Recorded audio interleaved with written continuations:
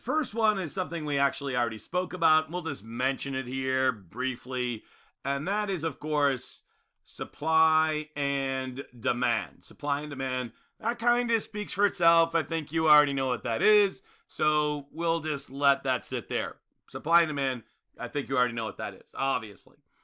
Then there's the highest and best use as a factor of value, something that might increase or decrease your value for that matter, but this usually increases it. Highest and best use. This is usually when somebody looks at a property and they see opportunity. They see that there's an opportunity for a higher return on investment. ROI, return on investment. In other words, they can make more money if the property is used in a different way. Let's give you an example. It's 1951, we'll say, and you're a real estate developer in Lexington, Massachusetts, right off the newly built or soon to be built Route 128 superhighway. Superhighway. And in Lexington, you own a house lot that is zoned for a single family home only. You can only build a single family home. So Route 128 back then, you might also remember, is a big job opportunity, a lot of good jobs out there. Still today, you know, that 128 technology corridor there.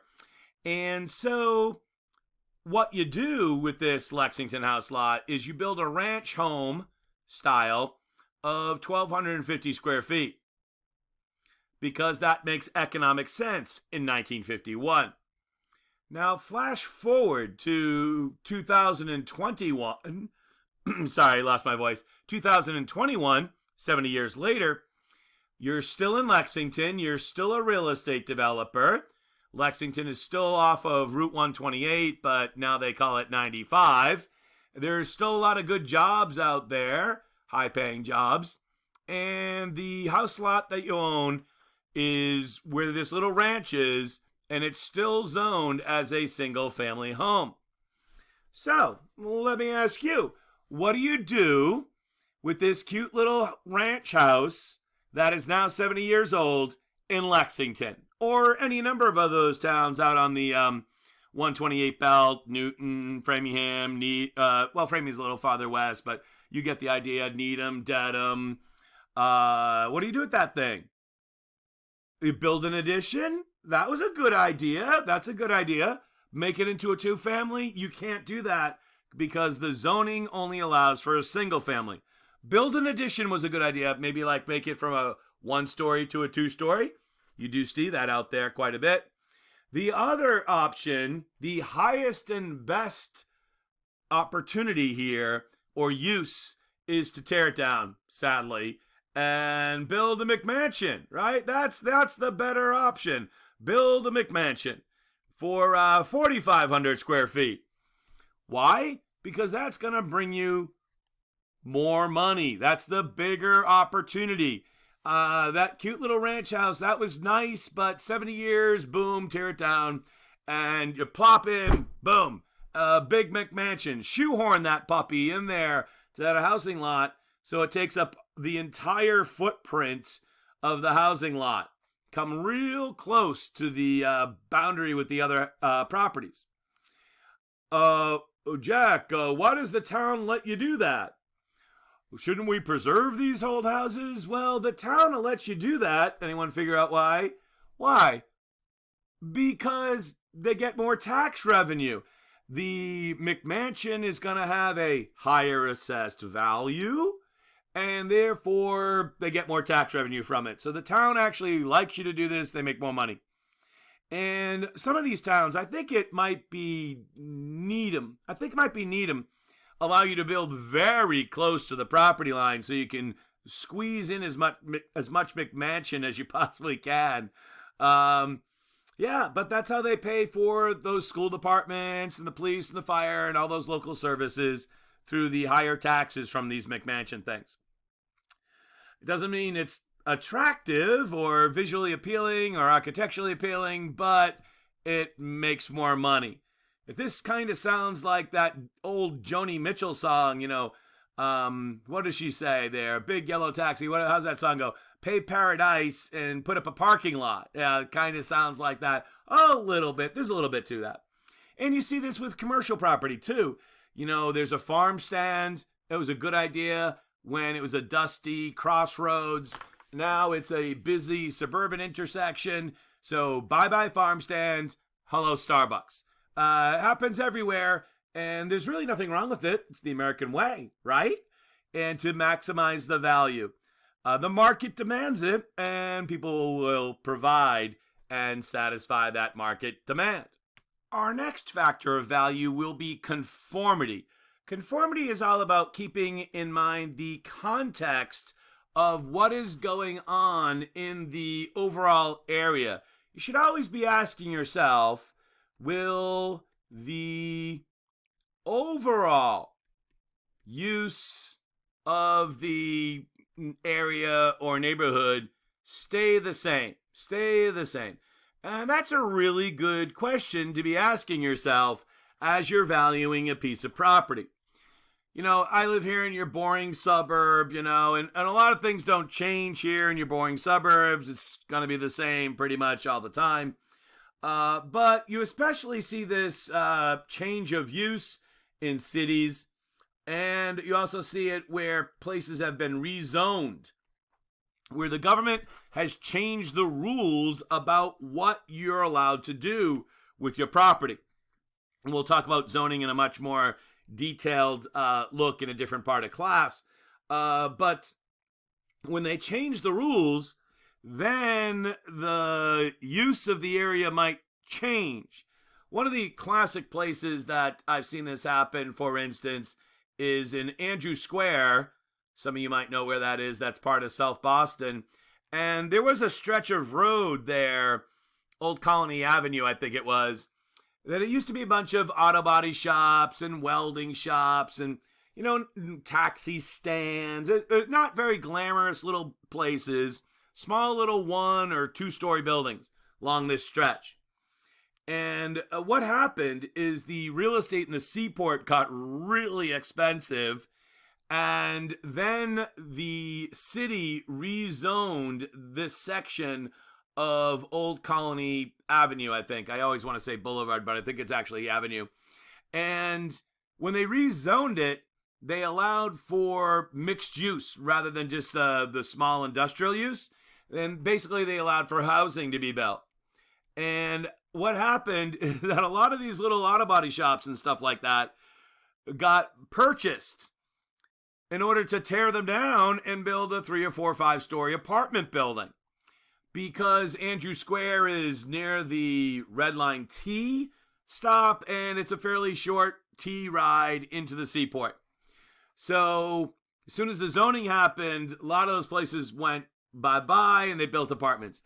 If you went there and put a value on the auto body shop without looking around, if you went there like a horse about to run the Kentucky Derby just with blinders on, you'd be missing the context.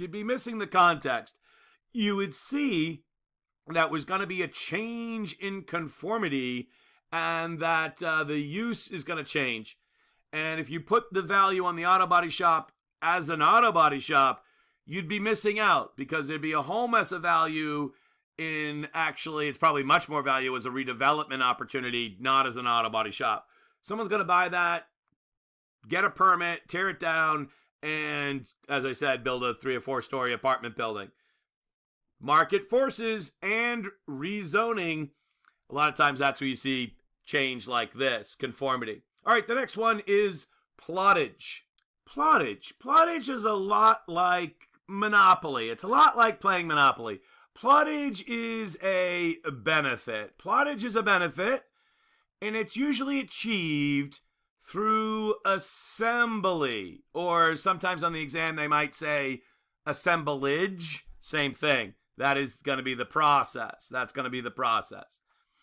And yeah, you remember Monopoly? Remember that little game Monopoly? And when you owned all of the same color in Monopoly, like you bought all the reds, when you bought all the same color, you could now do what? What could you do? You remember, you could build those little green houses, right?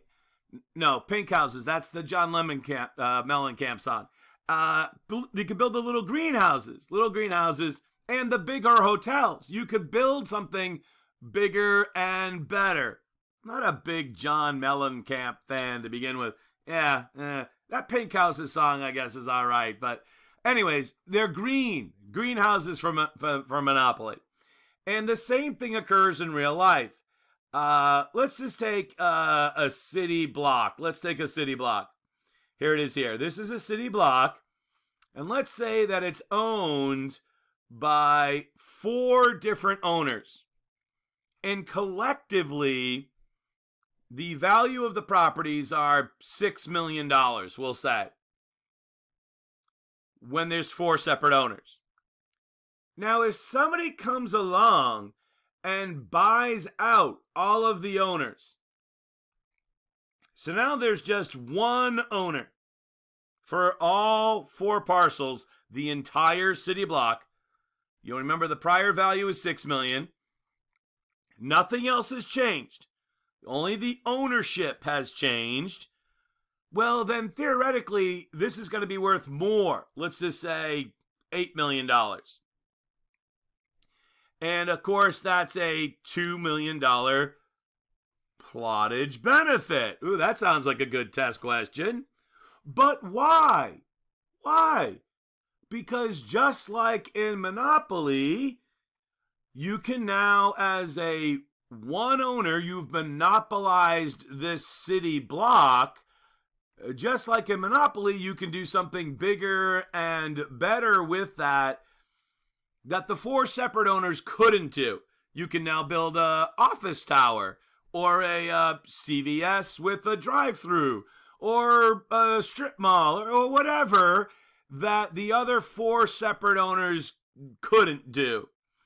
So that's why it's more valuable. This bigger chunk of land, which is contiguous, connected, is now worth more money because one person has monopolized it.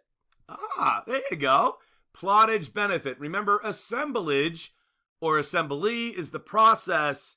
Plottage is the benefit. They are going to try to trick you up on those two, but you're not going to fall for it. All right, let's talk about my next factor of value. It's actually one of my favorite ones. Anticipation. Just like the old Carly Simon song, right? Anticipation, keeping me waiting. You remember that one, right? Famous song. What was that? That was like from the 70s. It's a great song, though.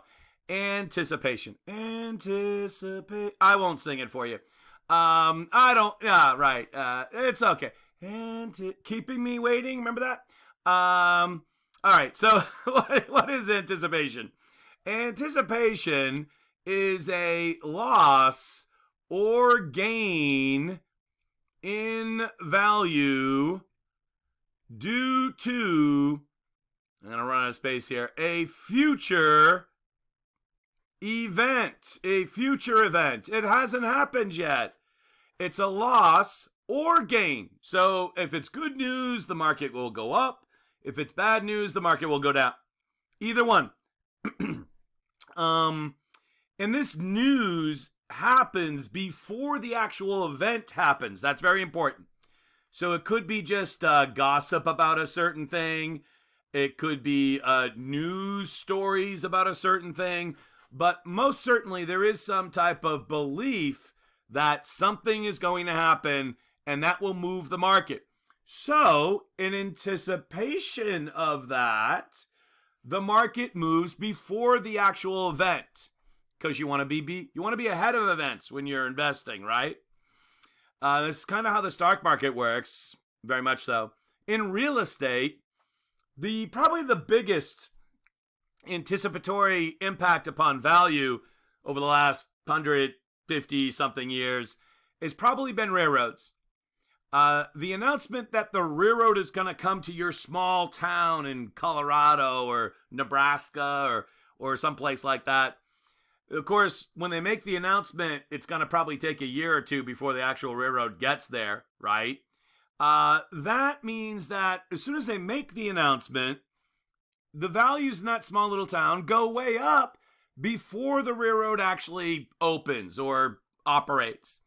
Same thing happens with the city. We see that in what we call streetcar suburbs. Streetcar suburbs, which are places like Alston, Brighton, are a perfect example of streetcar suburbs, which used to be farmland, like lots of Dorchester, Mattapan, also used to be farmland until they built these little streetcars out there. And they built the streetcars at a loss, because transporting people by train is actually not very profitable.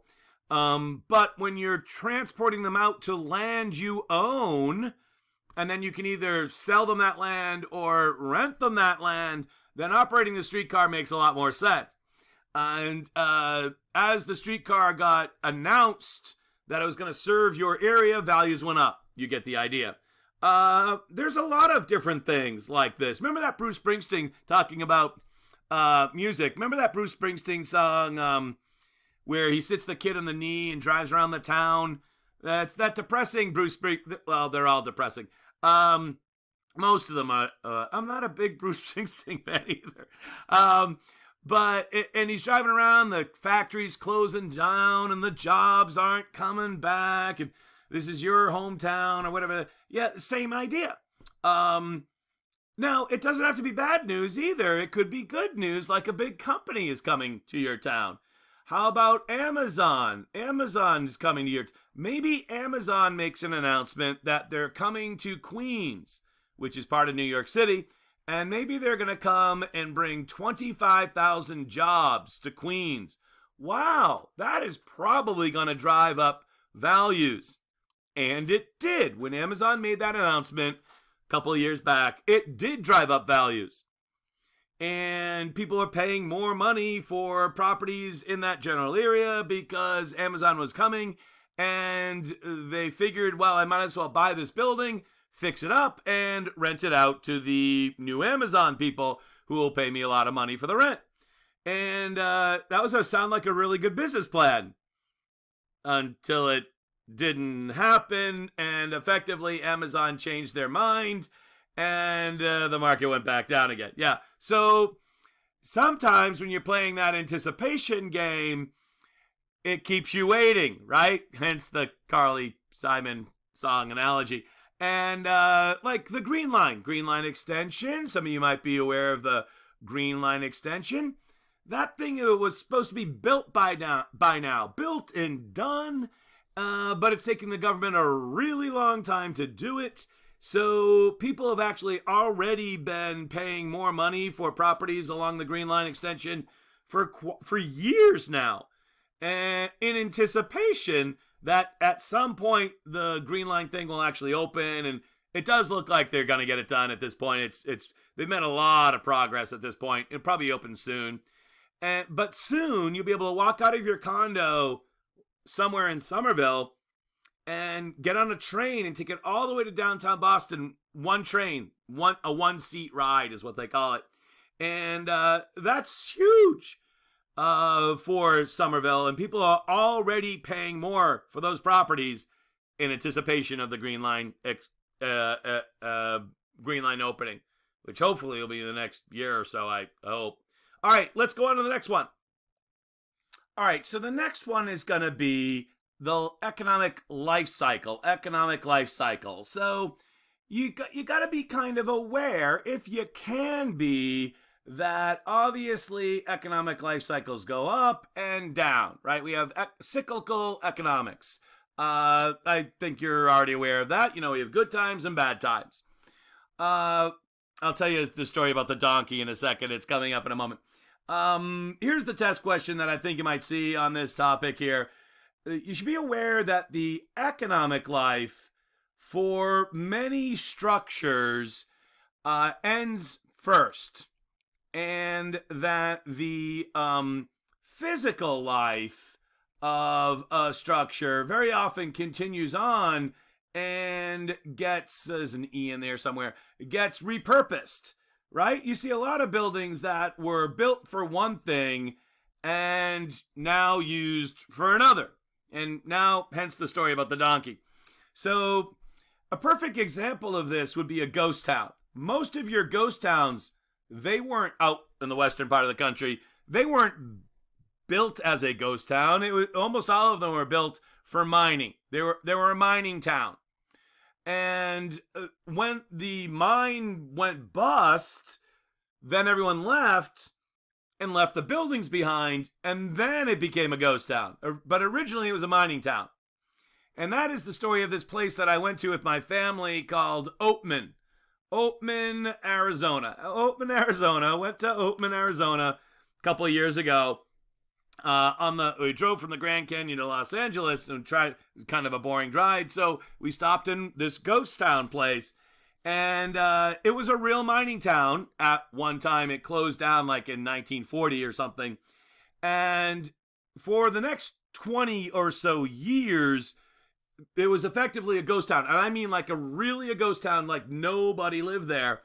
And then when the 60s rolled around, people started moving out to Oatman, getting out of Los Angeles, and it was you're out in the open, and little or no laws out there, Wild West, so to speak, once again. And the burros, the donkeys from the mines, they were still there, and they're still there today. They walk down the streets. And so my point is here is those buildings that the little town had were the theater and the hotel and the saloon and all that other stuff. They're not used for those purposes now. Now they're all like tourist attractions. They're gift shops and ice cream stands and stuff like that. So you see this everywhere. You don't have to go to Oatman, Arizona. If you want to look on the map, you'll find out where it is. It's up a big mountain. You can see this everywhere. For instance, here in Massachusetts, mills, right? Mills and factories, whether it's pretty much anywhere in Massachusetts except for like Cape Cod, where they don't really have water power.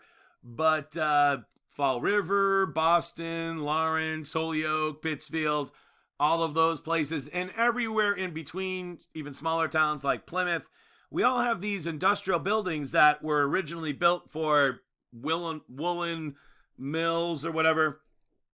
Here in Plymouth, it's a rope factory that we have. They're all built for something, and now they're repurposed, mostly into office space or housing, right? You've probably seen this 1,000 times. And so the original economic life ended. There was usually some period, maybe even decades of neglect or even total abandonment. And then the physical life is still there, especially if it's a brick building, still there, and then it gets repurposed. Oatman is kind of a classic example of that. I mentioned this because of a fun little trip that we took. But so is any other mill that you see now is turned into condos. Or like when my grandmother used to live, she used to live in the Keystone building in Dorchester. They used to make cameras there. That's Keystone Camera. That was a big camera company at the time. And now it's elderly housing. You get the idea. So always be mindful, if you can, of where your property is in this economic cycle. And if you can, and this is a little bit more difficult, where your city, state, and the country as a whole is in the economic cycle. That's a little bit more difficult, especially in the national economic cycle. It's so easy to look back and say, oh, yeah, of course that's what happened economically. But when you're right in the middle of it, and it's really hard to see the forest through the trees a little bit. Sometimes it's easier, you spot certain things, you're like, wow, the economy is expanding. That was easy to spot. Or you see these other things, bankruptcies, businesses going out of business, and you're like, oh, this is not a good time. But sometimes you're at a pivot point, and those times are the most difficult, the most treacherous, aren't they? Okay, so the last factor of value is obsolescence. Obsolescence is a loss of value, unlike anticipation, which was a loss or gain. Obsolescence is always a loss. Obsolescence comes in two varieties. There's functional obsolescence, and then there is external obsolescence. Sounds like you're going to need to know the difference between those two in order to get the question right. Hint, hint. Let's take external obsolescence first. External obsolescence is a loss of value outside of your control. Outside your control. So we were just talking about the economy a moment ago. If the economy takes a dip and goes down, that might result in a loss of value for your property. Totally outside of your control. You can't do anything about that. It stinks, but that's what happens sometimes when we take an economic downturn. Here's another example. Interest rates. Interest rates spike. Well, that means fewer people can afford your property, and consequently, loss of value for your property. Yeah, that happens, unfortunately. Inflation. We have not had inflation for a long time in our country, and I hope it doesn't come back. I remember when I was a kid, we had inflation. Oh, it was awful. Demoralizing. And then the last one is a reputation, right? A reputation for your neighborhood, your city, your town, or something like that, that may or may not be true, but other people believe it, and therefore it affects your value. Crime would be a kind of an obvious one. You know, your neighborhood or your city or town or whatever has a reputation for crime, totally outside of your control, might not even be true, but it affects your value. It's unfair, but it happened. Bad schools, that's another one. Again, totally outside of your control. A bad reputation for schools. Might not even be true, but that's the way it works. Can't do anything about it. Or you try to, at least. Let's see some other ones here. How about a bad commute? A bad commute. Here in Plymouth has always been known for a bad commute. In fact, that's why people move here, actually, because it's a lot cheaper, but you get a bad commute if you're going to Boston.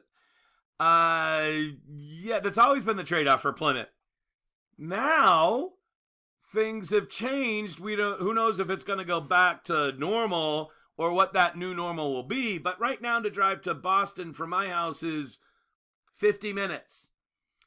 Before the virus, that would have been at least an hour and a half. And most of the time, I would have just take the train. Now, you just drive right in. You don't even look at the traffic report. Who cares? You know there's no traffic.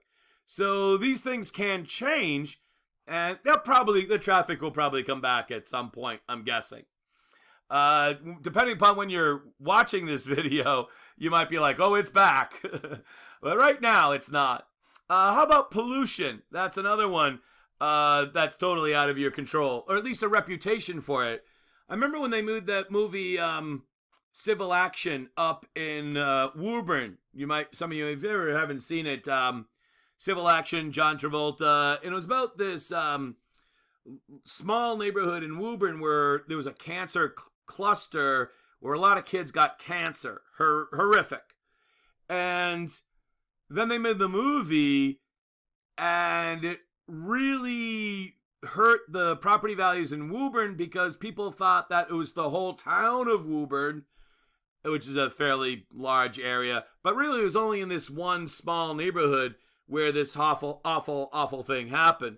And so it had a reputation as being someplace you wouldn't want to bring up your kids because of the whole cancer thing, which that's totally understandable. But it actually wasn't true. But they suffered from that reputation until, eventually people, kind of forgot about the movie a little, faded away over time. Functional obsolescence, like most reputations, right? They eventually fade away. Functional obsolescence is something that, well, let me use the official terminology in the exam. Something that has suffered a loss of value due to changing market standards. Oh, my chalkboard moved. That's better. Due to changing market standards. Jack, what does that mean? It means that fewer people want whatever it is you're selling. It still works. That's why it's called functional. It still works. It's just that not as many people want it anymore. Let me give you an automotive example. I was on one of the Bronco forums a couple months ago. They were talking about, how to protect your vehicle so it doesn't get stolen, especially if you have a convertible. And they said the best anti-theft device was a manual transmission because a lot of people nowadays can't drive a manual transmission. A manual transmission is functionally obsolete. People want an automatic transmission nowadays, right? They want an automatic transmission. And there's not as many people know how to drive a manual as, 20, 30, 40 years ago. The new standard, the market standard, is automatic, right? That's the market standard. In real estate, we still see the same things. For instance, in the suburbs, if you have a 3-bedroom house in the suburbs, I grew up with a 1-bathroom house. That was the standard of the day. I know. How did we make it out alive with only 1 bathroom? Wow, the hardship. How do we survive? Because nowadays, the market standard for a 3-bedroom house in the suburbs is 2.5 bathrooms. Right? That is the standard. And if you try to sell a house with 3 bedrooms and 1 bathroom in the suburbs, let me tell you, you are behind the 8 ball and you're going to suffer from a loss of value. The expectation is 3 bedrooms in the suburbs, 2.5 bathrooms. That is the expectation. These things also come and go with changes in American society. For instance, one of the rooms in the house that's become functionally obsolescent, I wonder if you can guess what it is, functionally obsolete, is a room that used to be very common in a single-family home. It was a separate room in a single-family home. Now, with new construction, it's kind of like you don't see it in new construction.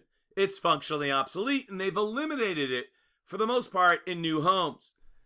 What is it? It's the dining room. The dining room. Due to changes in American society, including technology and the fact that stores are open on Sunday, a lot of changes. They got rid of those laws that everything was closed on a Sunday. A lot of those changes has drastically affected American society and eventually shows up in architecture. And a dining room is, everyone knows, a dining room is not to eat in nowadays. I have a dining room in my house. Everyone knows that's where you fold your laundry, right? Come on, tell the truth. I know if you have a dining room, you know that's what you do with it. Or you buy something in the store, you throw it on the dining room table, and nobody ever eats there. You're eating in the dining room? What's wrong with you? Well, you're eating in the dining room. Well, are you okay? Right, exactly. It's functionally obsolete. All right, so if I sold my house today, I'd definitely suffer from a loss of value because the floor plan in my house is not nearly as desirable as that open floor plan that is more desirable today.